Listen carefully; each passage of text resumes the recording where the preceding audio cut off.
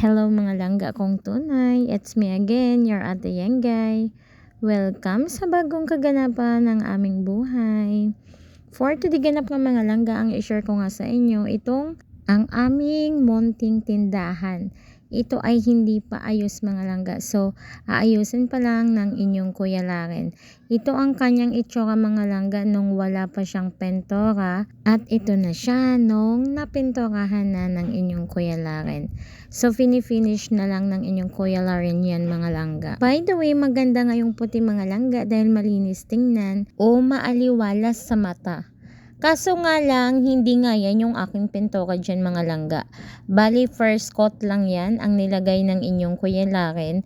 Dahil ang pintura niyan mga langga, pakulay beige nga ang pintura niyan. So, hindi talaga yan puti mga langga. Pipinturahan pa yan ulit ng inyong Kuya Laren. Bali, naganap nga ito month of December. Kailangan na nga matapos ng inyong Kuya Laren bago pa sumapit ang December 31. Dahil ang plano nga namin ay December 31, 2024 magbubukas ng aming munting tindahan. So pandalas na nga siya sa paggawa dyan para nga matapos niya agad. At mailagay na namin yung aking mga istante na in order sa orange app.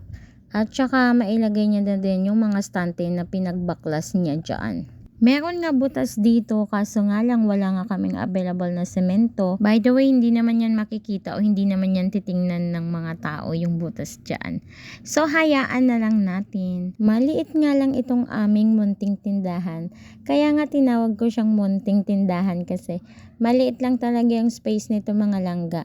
At ito nga yung tapat ng aming bahay. Bale, nung nabili nga namin tong bahay na to ay meron na nga itong patindahan kasi ito ay tindahan nung dating may-ari ng bahay na to. Ilang araw na nga nagpepentora ang inyong Kuya Laren dito.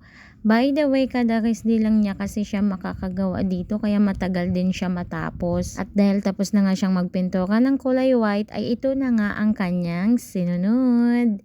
Ito na nga ang gusto kong kulay mga langga at sana talaga ay maganda nga ang kalalabasan nito.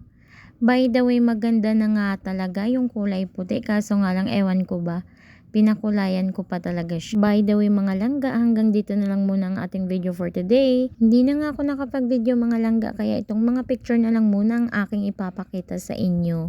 Bali ito na nga siya mga langga, nakapagbukas na nga kami noong December 31, 2024. Ito nga yung aming mga picture mga langga nung gabi ng December 31, 2024 at nag-aantay na lang kami na mag 12 midnight dahil mag New Year na nga. Bali January 1, 2025 at ito nga ang aming first day ng aming munting tindahan. Thank you Lord sa panibagong blessings. Hasta na lang diri ani mga langga sa sunod liwat. Madamong gid nga salamat sa inyong pagsuporta sa amon. Hanggang sa muli. Bye!